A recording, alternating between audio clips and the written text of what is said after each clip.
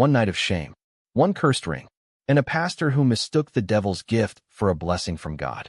Welcome to African Folktale by Prince, where African stories come alive. Subscribe and join the family of storytellers. It began on a quiet Wednesday evening during midweek service. The small church in the heart of Ndili village was alive with song, drums pounding, tambourines ringing, and the choir lifting their voices with joy.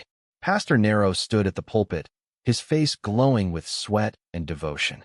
"Let everything that has breath praise the Lord," he declared, and the crowd shouted "Amen" in one loud chorus. The air smelled of dust and candle wax, alive with faith and rhythm. Then, without warning, the generator coughed once and died. The lights blinked out. Darkness swallowed the hall. For a moment, there was only silence. The choir's last note hung in the air, unfinished. Someone whispered, "Maybe it's the fuel." Then came a sound, faint but clear, from the back of the church. It came from the direction of the toilet. A strange, soft sound. At first, people thought it was the wind, until a voice followed. A woman's voice. Beautiful, trembling, and familiar. "Please stop." "No, continue harder," the voice said, echoing through the dark hall. The congregation froze. Someone gasped. A chair scraped. Then nervous laughter rippled through the pews. But one man did not laugh, Pastor Nero. He sat stiffly, his hands trembling. His only daughter, Lena, had that voice.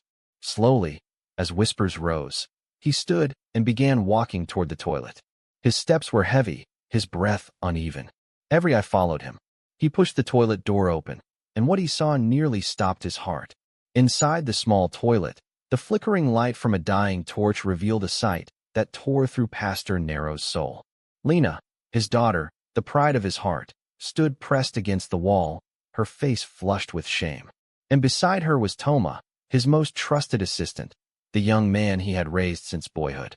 Their clothes were half-buttoned, their faces pale. For a long, unbearable moment, no one spoke. The congregation had gathered at the doorway, murmuring in disbelief. Pastor Nero's throat felt dry. His voice came out rough, trembling. "Lena," he whispered. She burst into tears and hid her face. "Toma," he said next, his tone breaking, "what have you done?" The young man fell to his knees immediately, crying, "Papa, forgive me. I didn't mean to. Please, I beg you." "Silence," the pastor thundered. His voice shook the narrow hallway. "You, both of you, have brought shame before the altar of God." He pointed toward the door. "Leave this church now. Sir, please. Not another word." Nero's hand trembled as he lifted it. "Toma, tonight you will pack your things. From your toothbrush to the dust under your sandals. Leave my house, my church, and my sight. May I never see you again." Toma bowed his head, tears falling onto the floor. "Papa, where will I go? That is no longer my concern." The pastor turned away, covering his face with both hands. The crowd watched in stunned silence. Lena sobbed quietly. The night air outside was heavy, and thunder rumbled far away. That night, Toma packed his small bag, the same one he had carried years ago when Pastor Nero found him abandoned as a child in that very church toilet. Toma's hands shook as he folded the few clothes he owned. The moonlight spilling through the window painted long shadows across the small room he had called home for more than 20 years. Each sound, the chirping of crickets, the creak of the wooden floor, seemed louder than ever. He could still hear Pastor Nero's voice echoing in his head. "May I never see you again." He paused and looked around. Every corner of the room carried a memory. The nights he had prayed with the pastor, the mornings he swept the compound, the evenings he shared laughter with Lena before things went wrong. He wiped his eyes quickly and whispered, "Lord, you see my heart. I never meant to sin. Please, give me one more chance." Outside, the wind blew softly, bending the old mango tree beside the fence. When Toma stepped out, bag slung over his shoulder, he found the church completely dark. Only the cross at the top gleamed faintly against the cloudy sky. He took one last look at it, then turned away. "Goodbye, Papa," he whispered, his voice breaking. "Goodbye, Lena." The road stretched long and empty ahead. He had nowhere to go, no family to run to. The world suddenly felt enormous and cold. As he walked, the sound of his sandals brushing the dust became his only companion. Hours passed. The stars dimmed, replaced by the faint gray of dawn. By morning, his feet led him far from Dili, to a quiet, forgotten village called Abuate. His legs ached, his stomach grumbled, but his spirit whispered, "Start again." "I will build my own ministry here," he said aloud, forcing a weak smile. "Pastor Nero cannot stop my destiny. He is not my God." The sun was already low when Thomas stumbled into Abuate. The village was quiet, surrounded by tall palm trees and narrow paths covered in red dust. He could hear distant laughter from children playing, the bleating of goats, and the clatter of pots from far-off kitchens. His legs trembled with exhaustion.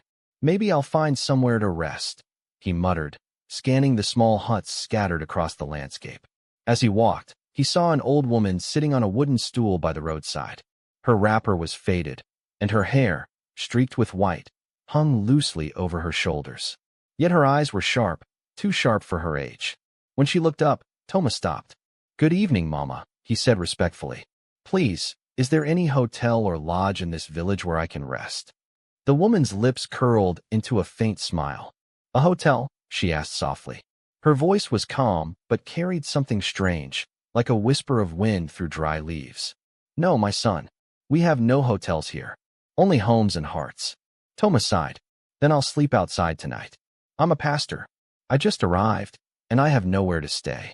The woman tilted her head. "A pastor?" she repeated, her smile widening. "Ah, then you are welcome. You can stay with me. My house is big, and I live alone." Thomas hesitated, his instincts whispering caution. But the ache in his body won. "Thank you, Mama. May God bless you." She nodded slowly. "He already has, my son." The old woman led him through a narrow path to her compound, an old mud house surrounded by tall weeds. She gave him food, warm water to bathe, and a mat to sleep on. That night, Toma lay down, whispering a prayer of gratitude. But sleep had barely covered his eyes when he felt it, a presence in the room. Toma's eyes fluttered open. The room was dim, lit only by the weak moonlight seeping through the cracks in the window. At first, he thought it was a dream, that heavy feeling pressing on his chest, the strange cold in the air. Then he saw her. The old woman stood over him, her shadow falling across his mat. Her wrapper had slipped from her shoulders, revealing skin that glowed faintly in the moonlight. Her eyes gleamed, not old and weak, but alive, fierce, and unnatural. "Mama," Toma's voice trembled. "Why are you here? What's wrong?" She smiled slowly. "Nothing is wrong, my son," she whispered, her voice low and heavy. "You have worked hard all your life. Don't you desire a little comfort?" He sat up quickly, his heartbeat pounding in his ears. "Mama, please, this is not right." She stepped closer, her bare feet silent on the floor. "Is it because I am not as young as the pastor's daughter?" Toma froze. His mouth went dry. What did you just say?" The woman chuckled, a deep, chilling laugh that echoed through the room. "I know everything, my son.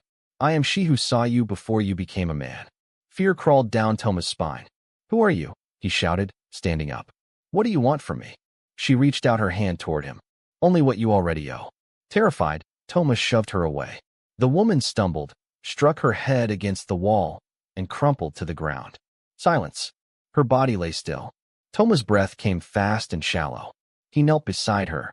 "Mama?" No answer. He touched her wrist. Nothing. Panicked, he grabbed his bag and ran into the night. The wind howled behind him, whispering his name. Toma ran blindly through the dark paths, the old woman's laughter still echoing in his mind. The trees seemed to whisper, the wind pushing against him as if trying to stop his escape. His lungs burned, his legs ached, but he didn't slow down. "God, help me," he muttered. "Deliver me from this nightmare." The moon hid behind clouds, and the world turned silver gray. After what felt like hours, he stumbled onto a lonely road. Ahead, under the faint glow of the moon, sat a woman.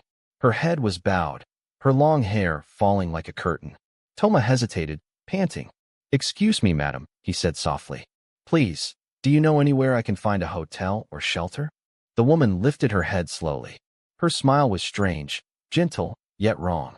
"A sinner always runs faster than the righteous," she said. Toma frowned. "What do you mean?" "The sky," she whispered, looking upward. "The sky is leaking again." Then she began to laugh, wild and loud. Toma's heart skipped. She was mad. He stepped back, murmuring, "God, protect me." But before he could turn away, she stood abruptly and began following him, shouting, "Come back, my love. The sky is leaking." Toma broke into a run. Her laughter chased him through the night. Then bang! A motorcycle's headlight flashed, a screech followed, and everything went black. When he woke, the world felt far away. His body ached, and a low humming sound filled his ears.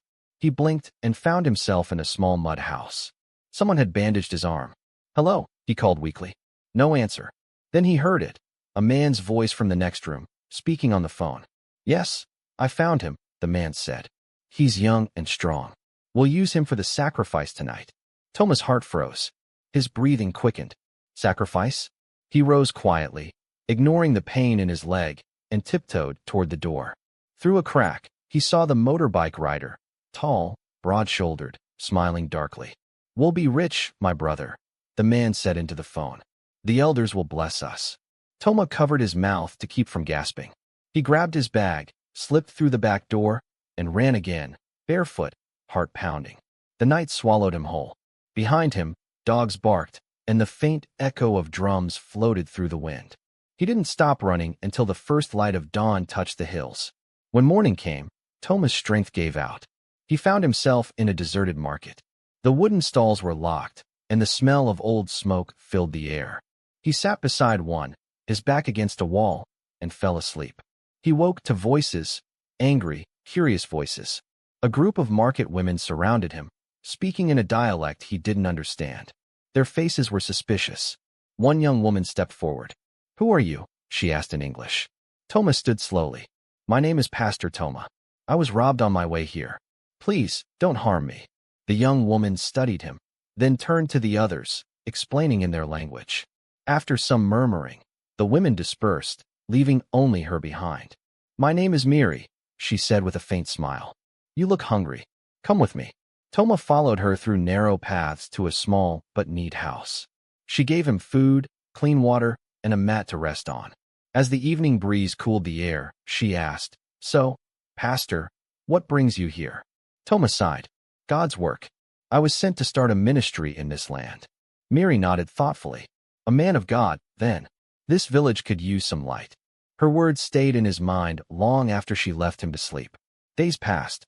Miri cared for Toma as though they had known each other for years. She showed him the river, the farmlands, and the edge of the forest. Her laughter softened his loneliness. At night, they would sit outside, watching fireflies dance across the grass. "This place feels forgotten," Toma said one evening. "Maybe it's safer that way," Miri replied, her tone quiet. "Strangers don't come here often, and those who do rarely stay long." He glanced at her, curious. "Why?" She shrugged. "Old stories. The elders say our land was once cursed. I don't believe them, but others do." Toma forced a smile. "Curses don't scare me. Faith drives them away." She smiled faintly. "I hope your faith is strong enough, Pastor." Her words sent a chill through him, but he said nothing. A week later, Toma told her, "Miri, I want to build a church here. A place of prayer." "That's good," she said. "But finding land might be hard. The elders are careful with who they sell to. They searched for days, fields, abandoned huts, empty compounds, but nothing seemed right."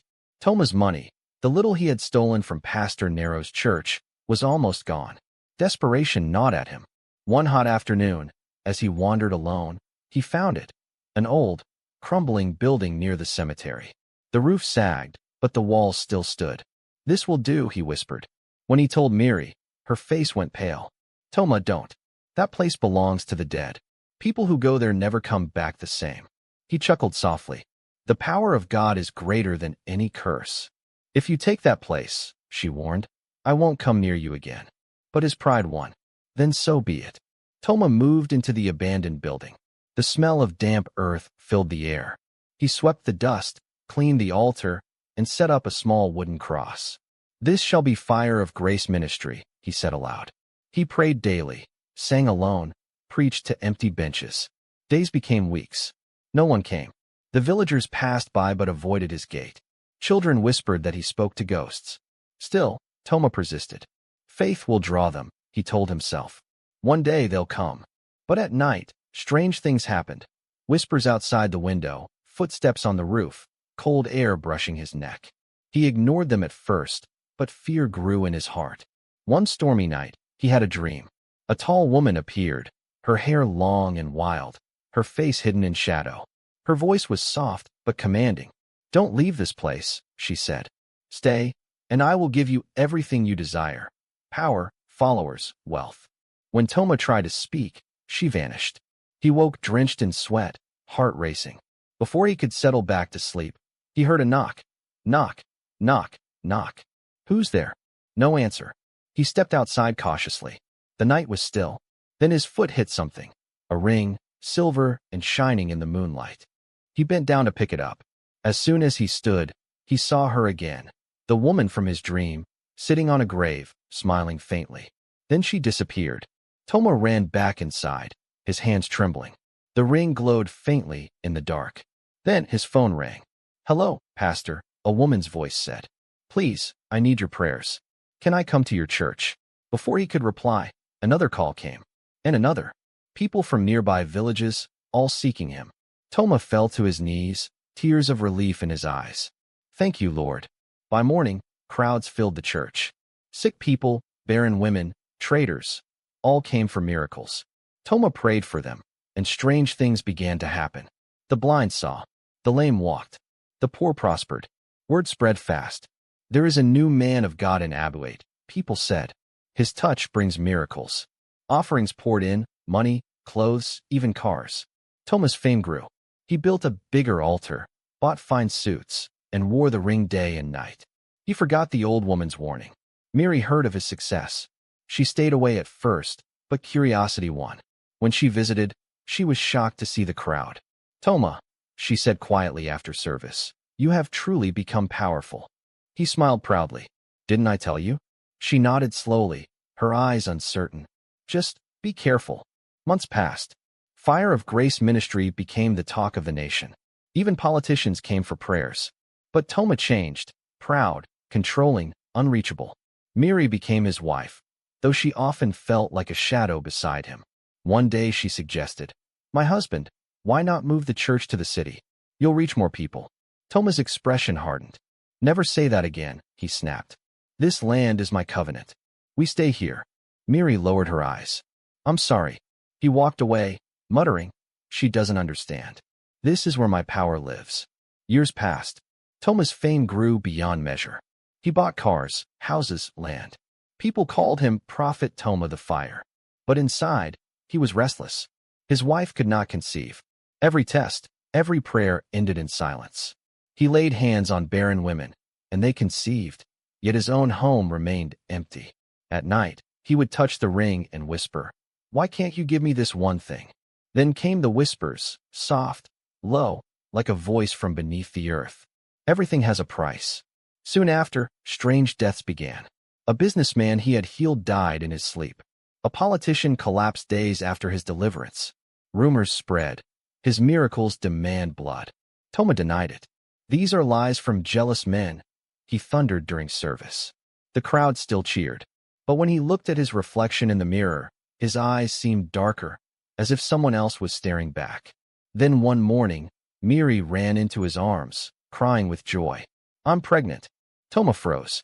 "Are you sure?" "Yes," she laughed. "The doctor confirmed it. We are finally blessed." Toma lifted her and spun her around. The church erupted in celebration. Songs filled the air. People danced and declared, "Our mother is pregnant." For the first time in years, he felt peace. But peace does not last where darkness hides. 9 months later, the church overflowed. Miri stood on the altar, radiant, thanking God for his faithfulness. "Delay is not denial," she said with a smile. Then, suddenly, the wind rose. The curtains shook. The microphone sparked. A woman's voice filled the air, deep, chilling, familiar. "It is your turn to join us." Miri froze. Her eyes widened. Then she collapsed. Screams erupted. Toma rushed to her side. "Miri, wake up." She was rushed to the hospital. Minutes later, the doctor stepped out, head bowed. "I'm sorry," he said. "We lost them both." The world stopped. Toma fell to his knees. His scream tore through the corridor, raw and broken. Days later, the news spread everywhere. Famous pastor loses wife and unborn child mysteriously. Videos flooded social media. Some cried. Some mocked. Yet his church remained full. Seekers still came, drawn by the same dark fire that burned in him. But Toma was no longer the same. At night, he sat alone, staring at the ring that glowed faintly in the dark. "If this ring is the source of my pain," he whispered, "then let it go with its power." He pulled it off and threw it deep into the forest. That night, for the first time in years, he slept peacefully. But at dawn, when he opened his eyes, the ring lay on his pillow, shining brighter than ever, beside a small note written in red ink. "Never lose this ring again. It is yours forever. Lose it, and you lose your life." Toma trembled. The morning sun touched his face, but all he felt was cold. Please, like and share. Don't forget to subscribe to African Folktale by Hope.